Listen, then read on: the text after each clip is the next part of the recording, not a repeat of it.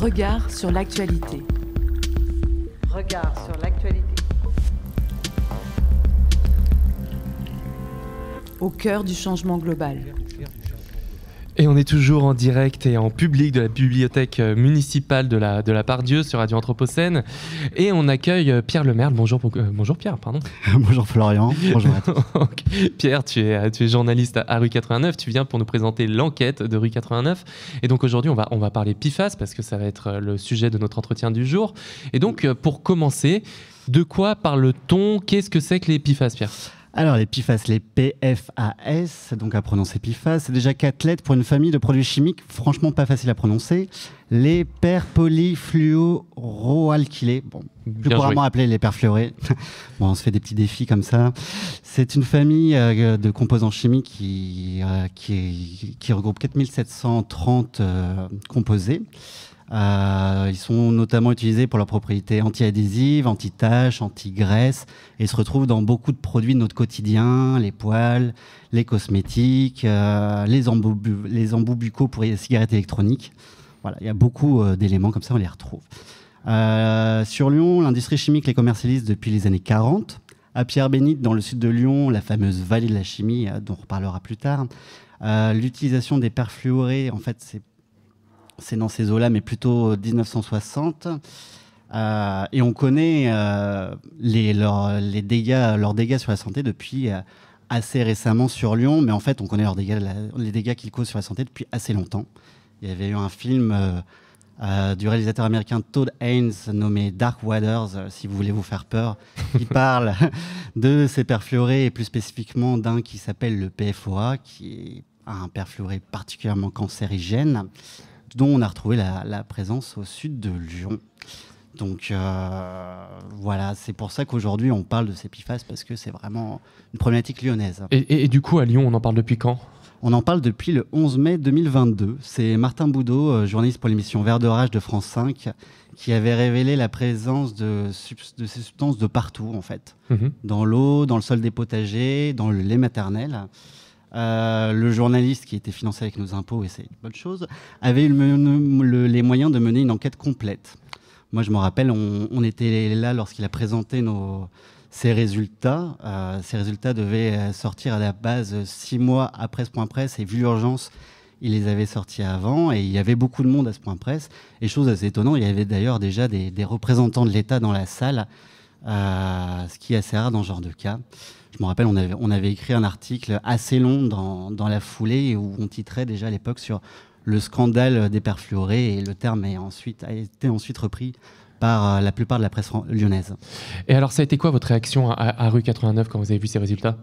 Le scandale était tout bonnement énorme, quoi. On parle de substances, du coup, comme je vous disais, de partout, et on note des présences de ces polluants éternels jusqu'à 36 400 fois plus élevé que la moyenne classique, quoi. On a des taux énormes à proximité des usines d'Arkema et de Dakin.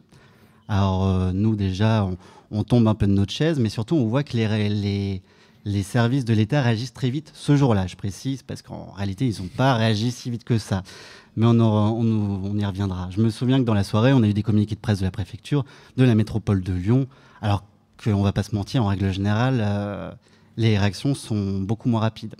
Et puis pour l'anecdote, nous on avait même des reportages prévus, notamment dans un jardin partagé qui a été mis en place à Pierre-Bénite. Et après les révélations, tout a été coupé, on n'a pas pu faire le reportage. Et on sentait vraiment qu'il y avait une onde de choc dans le public, quoi. Et alors vous, comment est-ce que vous travaillez sur ce sujet-là? Alors la difficulté de ce sujet, c'est que c'est vraiment un sujet sur le long cours. Donc on est en contact très régulièrement avec des associations, des militants, des collectifs, tout le long de la vallée de la chimie, parce que ça concerne vraiment un grand nombre d'habitants, quoi. Donc une partie de notre travail consiste à documenter les conséquences de cette pollution. On avait par exemple dévoilé les conséquences de cette pollution sur la pêche dans le Rhône, donc avec la préfecture qui déconseillait très fortement la pêche. Mais aussi on a documenté le fait que il est fortement déconseillé de manger des œufs au sud qui viennent de poulaillers au sud de Lyon. Et bon, bref, les potagers qui sont trop proches de l'usine Arkema, il y a des questions à se poser, quoi. Après, en tant que média d'investigation lyonnais, notre but, c'est aussi de pousser des pistes d'enquête. C'est-à-dire qu'on essaie de travailler sur des questions qui ont été un peu laissées en en suspens. Par exemple, on s'est posé la question du pourquoi ces informations sortaient si tard. Parce que comme je vous l'ai dit en préambule, il y avait déjà eu un scandale aux États-Unis au début des années 2000, mais il y en avait aussi aux Pays-Bas, en Italie. Là, en prenant mes notes, je me rappelais d'un article de Libération qui parlait en 2020 déjà de cette pollution perfluorée. Donc, en fait, le problème n'était pas totalement inconnu. Et pour en avoir déjà parlé avec des inspecteurs de l'ADREAL, pour eux, ça avait tendance à être un sous-sujet. Donc, on a travaillé sur ce manque.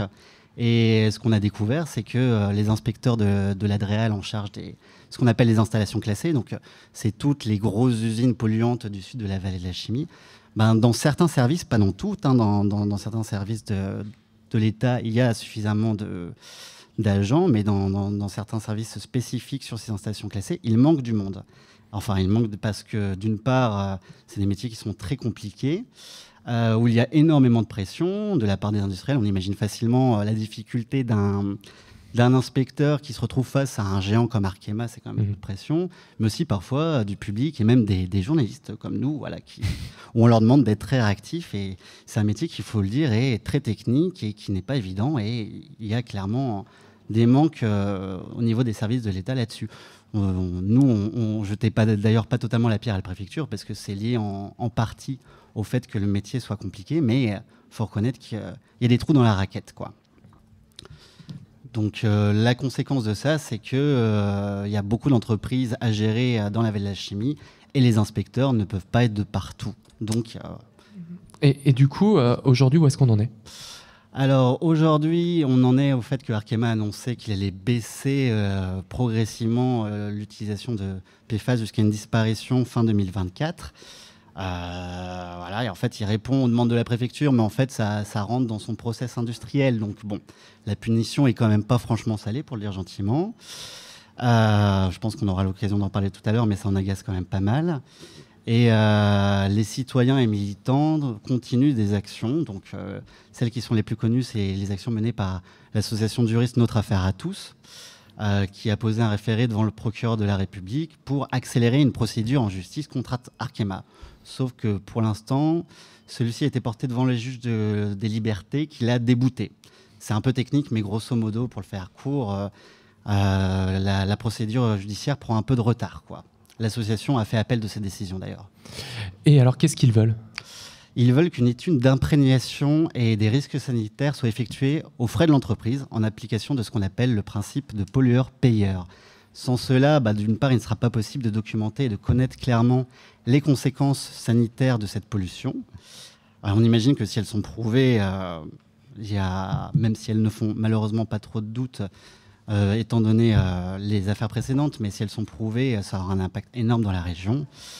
Et pour le reste, aujourd'hui, nous, la question qu'on se pose au sein de notre rédaction, mais la difficulté qu'on a, c'est continuer à faire vivre ce sujet et de continuer à alerter sur ce scandale. Donc on suit évidemment, comme je vous le disais, toujours le travail des militants, mais, et ça là-dessus, je pense que Extinction Rebellion aura des choses à se dire, mais la question qu'on se pose, c'est comment on fait pour continuer à faire vivre cette actualité. Voilà, en juin 2024, ça fera 2 ans que ce scandale a démarré. Comment on fait pour maintenir la pression sur la préfecture, mais aussi tout simplement sur le groupe Arkema qui, on ne va pas se mentir, jusqu'à présent s'en tire quand même plutôt bien. Eh bien justement, c'est toutes les questions qu'on va aborder à présent avec Camille qu'on accueille. Bonjour Camille. Bonjour. Donc on vous accueille, vous êtes militant d'Extinction Rebellion à Lyon et nous allons parler avec vous de toute la mobilisation que vous avez mis en place avec votre organisation contre justement ce scandale des PFAS. Alors Pierre le disait dans son papier, les PFAS sont omniprésents dans la vallée de la Chimie lyonnaise et déféré la chronique depuis peu, en fait depuis 2022. Et donc vous, en tant que militant, qu'est-ce qui vous a concerné sur ce sujet-là et qu'est-ce qui vous a motivé à vous engager ? En fait, il faut savoir que les PFAS sont des perturbateurs endocriniens très difficiles à cerner et très virulents. Et donc déjà, en fait, à partir du moment où à cause d'une pollution due à l'humain, la santé des habitants est mise en danger, on est concerné. et on va prendre action vis-à-vis de ça. Et du coup, on ne parle pas d'une mobilisation, mais on parle de plusieurs mobilisations déjà faites et plusieurs mobilisations aussi à venir. Et comment, pardon François, je me permets de prendre la parole, comment est-ce que vous avez été, à titre personnel, mobilisé et informé? Comment est-ce que vous avez appris qu'il se passait ce scandale-là à Lyon? En fait, c'est sur le tas, et c'est aussi via ce qui a été créé, c'est-à-dire l'AES, l'Alliance écologique et sociale, qui est un regroupement de 11 collectifs, dont notre Affaire à tous, qui a entamé le procédé juridique, qui a entamé ce procédé juridique le 31 mai 2022. Et du coup, à la suite de ça, nous, avec l'AES et indépendamment dans les collectifs, on s'est emparé de ce sujet. Donc, la première fois où on a fait une action, c'était le 17 décembre 2022, où il y a eu un blocage de l'usine Arkema par des militants d'XR, et aussi un sit-in devant l'Adréal à Lyon, pour souligner leur complaisance et leur inefficacité face à Arkema. Et Pierre le disait tout à l'heure dans sa chronique, on le voit, c'est un sujet qui est très technique. La question des PFAS, c'est quelque chose de complexe, même si ils sont omniprésents dans notre environnement immédiat. C'est des anti-adhésifs. Il a rappelé toute cette présence. Je me demandais comment vous êtes formé, en fait, comment vous avez appris et enquêté autour de ces enjeux. Tout simplement, moi je suis pas du tout scientifique, j'ai juste lu. Très clairement, je me suis juste renseigné, j'ai demandé aux personnes concernées.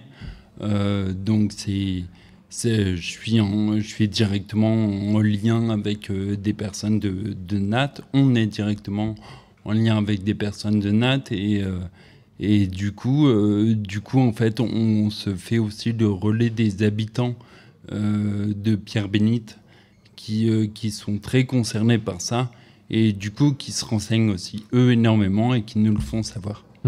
Et du coup, une fois que vous avez été un petit peu formé, que vous avez pris connaissance de tous ces enjeux-là, vous avez lancé plusieurs opérations, vous avez commencé à nous en parler, plusieurs actions. Est-ce que vous pouvez nous faire une petite rétrospective de toutes les actions qui ont été menées jusqu'à celle du week-end dernier? Comme je disais, d'abord la première en date, ça a été à la suite du dépôt en justice du référé pénal environnemental du 31 mai 2022. Donc nous, on a fait une action 6 mois plus tard, le 17 décembre 2022, donc devant l'Adréal et devant l'usine Arkema, en demandant l'application de la loi pollueur-payeur, en leur demandant des rétributions au niveau de leurs salariés et des personnes habitant autour de l'usine. Ensuite, 6 mois plus tard, le 18 juin 2023, il y a eu donc en fait des collectifs. Il y a Alternativa, Rhône et des collectifs de riverains de Pierre-Bénite qui sont emparés de la mobilisation, qui ont créé une mobilisation et qui ont fait des actions symboliques comme le dépôt d'œufs devant l'usine Arkema, parce que comme notre collègue de rue 89 l'a précisé, la préfecture recommande de ne pas consommer la chair de volaille ni les œufs issus de Oulin Pierre-Bénite. Donc ça montre quand même qu'il y a une sorte de problème. Et ensuite, du coup, le week-end dernier, le 2 décembre, samedi 2 décembre, on faisait une sensibilisation place de la République afin d'échanger sur le sujet des PFAS et d'informer sur ce sujet extrêmement compliqué. Et lundi, juste après, le 4, du coup, on est allé bloquer symboliquement l'usine afin d'avoir un relais médiatique important, ce qui a été fait puisqu'on a fait l'ouverture du journal de France 3 avec ça. Et ça me fait penser, là je rebondis sur vos propos, vous parliez du fait que la préfecture déconseillait de consommer des œufs qui sont produits sur les communes de Pierre-Bénite, si je ne dis pas de bêtises. Je pense à ça, par exemple en Belgique, il y a des communes où, pour les mêmes raisons, il est même interdit de boire l'eau du robinet. Est-ce qu'en France, et plus particulièrement à Lyon, les mesures qui sont prises, elles sont suffisamment importantes? Est-ce que c'est pas dangereux, j'en sais rien, mais de boire l'eau du robinet? Je vous pose la question à vous, Camille, mais je pose également la question éventuellement à Pierre Lemaire de rue 89, qui est peut-être informé aussi sur ces questions-là. Je ne sais pas ce que vous en pensez. Alors en France, il n'y a que des recommandations, il n'y a pas d'obligation ou de restriction ou d'interdiction. Pas encore, du moins. Il y a un projet de loi qui est en train d'être fait, mais bon, au vu du temps politique, je ne sais pas quand ce projet de loi va advenir. Pierre, est-ce que vous avez des informations sur ces questions-là, sur la dangerosité de consommer certains produits ou même de l'eau du robinet dans les communes de la métropole de Lyon? Sur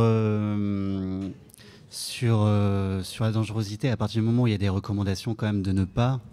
Bon, je veux dire, pour arriver au stade de l'interdiction, faudrait en fait qu'il y ait cette étude d'imprégnation qui soit menée jusqu'au bout, de manière à pouvoir évaluer réellement les conséquences sur la santé de cette pollution-là. Et justement, c'est peut-être le moment d'en parler également, mais c'est un de vos gros axes de militantisme, c'est de faire en sorte qu'il y ait plus d'études sur les impacts des PFAS sur la santé et sur l'environnement. Oui, exactement. Et puis le problème, c'est que, par exemple, la métropole écologiste de Lyon a mené un début de prélèvement pour avoir quelque chose de sensé, puisque ces prélèvements avaient été faits par le journaliste de Vert d'Orage, mais du coup, vu que ce n'est pas entre guillemets étatique, ça ne pouvait pas être pris réellement en compte. Donc ça s'est mis en place, mais ça coûte très cher. Et en fait, c'est la métropole qui paye avec ses deniers. Et nous, ce qu'on demande, c'est que donc c'est nous qui payons au final.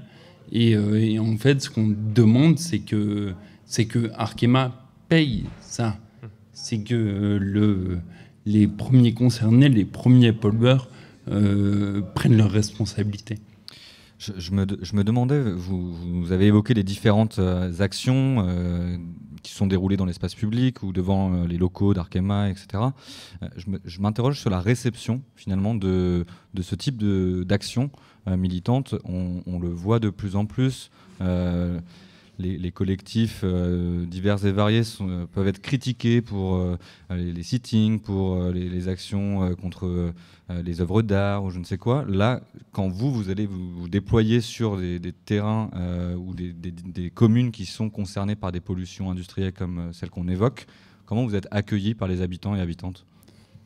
En fait, on peut être bien accueilli comme on peut être mal accueilli. Ça dépend. Enfin, les habitants et les habitantes, c'est pas une entité, c'est plusieurs individus. Donc en fait, il faut juste beaucoup de dialogue, beaucoup d'échanges, beaucoup de médiation, et au fur et à mesure, en fait, même les gens, quand l'indicateur on a bloqué l'usine, en fait, il y avait beaucoup de personnes qui travaillent dans l'usine. Il y a eu beaucoup de dialogue qui a été fait avec eux, avec elles et eux, et du coup, on a pu échanger avec eux et voir qu'ils n'étaient pas opposés à ça, et que notamment CGT Arkema, enfin CGT de la chimie en général, demande aussi plus de sécurité, une augmentation de salaire et une prévention des risques pour les employés, parce que pour rappel, c'est les employés les premiers touchés, c'est eux qui vivent dans la zone à risque, c'est eux qui créent tout ça. Donc en fait, c'est eux directement qui sont les premiers touchés, les premiers concernés, et du coup c'est avec eux aussi qu'on discute en priorité. Mais il y a plein d'autres trucs. Il y a le stade de foot juste à côté de l'usine Arkema. La terre là-bas est 84 fois plus pollué que la limite de l'OMS. Et c'est des gamins qui vont jouer au foot. Enfin, il y a des gens qui jouent au foot tous les jours là-bas, quoi. Donc. Et on se demandait... Pierre, vous aviez une Non, question ? c'était juste un très rapide commentaire pour rebondir sur ce que disait Camille, parce que ce qui est intéressant, d'une part, c'est de voir comment des collectifs, des militants lyonnais peuvent aussi travailler avec des collectifs locaux, et de voir comment, à l'échelle locale, on parlait du syndicat CGT, un syndicat comme la CGT, son but, c'est évidemment de défendre les employés, mais c'est aussi de défendre l'emploi. Et c'est intéressant en termes de réaction, ça montre aussi l'étendue de la problématique, parce que pendant très longtemps, ça a été compliqué d'avoir des informations du côté d'Arkema au sein des syndicats, parce qu'ils ont été très longtemps sur une ligne où ils essayent, quoi qu'il arrive, quoi qu'il en coûte, bon, j'utilise un peu le terme, de préserver l'emploi. Et là, on se rend compte de l'ampleur aussi du scandale quand on voit que des syndicats sortent les échelles à ce sujet, quoi. Et quand on fait les réunions publiques à Pierre-Bénite, parce qu'il y a des réunions publiques organisées par la mairie, par les métropoles, il y a beaucoup d'habitants, et on voit beaucoup d'habitants qui sont des anciens salariés, car c'est des entreprises qui employaient énormément de gens, quoi. Il y a aussi cette problématique, d'ailleurs, qui rentre dans les considérations des services de l'État. Il y a d'un côté l'environnement, et c'est la classique, et de l'autre préserver l'emploi, quoi. D'accord. Voilà, c'était juste ce commentaire. Et on estime que c'est environ 350 000 personnes touchées de manière au-delà des seuils pour la santé. Donc ça veut dire tout Lyon et ses environs. Donc, voilà. Et justement, pour rebondir là-dessus, comment est-ce que ça se prépare quand on est une organisation militante, une démarche juridique comme notre affaire à tous pour aller engager donc un recours en justice? Comment est-ce que nous, on a envie de savoir un petit peu les détails techniques, parce qu'on n'y connaît rien, pour tout dire. Et je suppose que quand on est militant, on n'est pas spécialiste non plus de questions juridiques. Donc comment est-ce qu'on s'organise? Comment est-ce qu'on se constitue partie civile? Comment est-ce qu'on essaye de faire en sorte qu'il y ait d'autres personnes qui s'engagent? Et comme le disait Pierre, effectivement, il y a beaucoup de personnes qui peuvent être touchées, mais en même temps qui sont partie prenante de la question des PFAS, c'est-à-dire qui travaillent dans ces usines-là et donc qui n'ont pas forcément envie de dénoncer ces usines pour ne pas perdre leur travail. Enfin, comment est-ce que ça se passe, tout ce moment-là? Oui, alors déjà, on a beaucoup de chance d'être aidé par un collectif national qui est notre affaire à tous. Je le redis, je les recite parce que merci à eux, et qui nous aident vachement là-dedans, qui se font le relais des collectifs de riverains, qui aussi nous relaient énormément d'informations sur la temporalité de quand faire nos actions, quand faire les événements de sensibilisation afin de relayer des actions pénales. Donc là en l'occurrence, les appels juridiques qu'il y a eu, c'était le 9 novembre et le 7 décembre. Donc c'était dans la temporalité. Donc en fait, nous, on n'y connaît pas grand-chose non plus. Mais on a des gens qui s'y connaissent pour nous aider. En fait, c'est ça en général un collectif. C'est individuellement, on ne sait pas trop de quoi on parle, mais dans le collectif, il y a toujours des personnes qui savent de quoi ils parlent. Et du coup, on s'appuie sur les personnes en fonction du sujet. Okay. Et du coup, quelles sont les suites à toutes ces actions? Qu'est-ce qu'on peut attendre? Je sais qu'à l'échelle européenne, il y a une loi, ou en tout cas des discussions qui sont en cours sur l'interdiction justement des PFAS. Qu'est-ce qu'on peut attendre des suites à venir? Alors déjà, il y a le résultat de l'appel qui va être le 11 janvier 2024, si ma mémoire est bonne. C'est ça. Et du coup, en fait... donc déjà, à ce moment-là, on verra si on fait un pourvoi en cassation, si Arkema fait un pourvoi en cassation en fonction du résultat, mais ça ne s'arrêtera pas là, évidemment. Et du coup, nous, en tant que collectif, on va se mobiliser, donc continuer à mobiliser les personnes autour de l'usine, continuer à essayer de sensibiliser les personnes qui ne connaissent pas le sujet, pas encore, et créer des actions. Ça, après, au niveau de la temporalité, je ne vais pas tout vous dire, c'est quand même mieux s'il y a une surprise. On suivra attentivement les différentes suites. J'ai une question peut-être un peu d'ouverture sur finalement, à partir de ce cas du scandale des PFAS et de la vallée de la chimie lyonnaise, l'Arkema, tout ce dont on discute, à travers les relations partenariales que vous construisez, notamment avec les syndicats. Et je me demandais dans quelle mesure ces initiatives qui font l'alliance, qui montrent la possibilité d'une alliance entre des initiatives citoyennes et des organisations syndicales, c'est quelque chose c'est un précédent qui peut amener à des suites, et comment vous envisageriez du coup cette collaboration dans le futur pour penser les luttes environnementales ? En fait, ça fait environ 3 ans qu'il y a déjà une collaboration avec l'AES, la CGT fait partie de cette alliance écologique et sociale. Il y a FSU, il y a différents syndicats en fait, donc parce que pour nous l'écologie est sociale et le social est écologique enfin. Et en fait la convergence des luttes est extrêmement importante. Et je suis en train de partir sur complètement autre chose que la question. Mais du coup, en somme, l'idée, en fait, c'est de ne pas travailler dans notre coin et de travailler avec toutes les personnes qui veulent améliorer les choses, peu importe leurs envies d'amélioration, leur type d'envie d'amélioration. Ce qu'on fait le plus, c'est discuter et essayer de se mettre d'accord. Eh bien, un grand merci Camille. Je rappelle que vous êtes militant donc à Extinction Rébellion à Lyon et que vous militez actuellement sur le scandale des PFAS. Merci également à Pierre Lemerle, notre camarade de Rue 89, pour sa chronique et ses interventions pendant cet entretien. Je rappelle que l'intégralité de cet entretien est à retrouver sur notre site internet radio-anthropocène.fr en podcast et également sur toutes les plateformes de podcast. Merci à tous les deux. Bonne journée, bonne soirée sur Radio Anthropocène. Merci. À bientôt. Nous, on se retrouve dans quelques minutes pour Cultura, la chronique culturelle de Valérie Didier.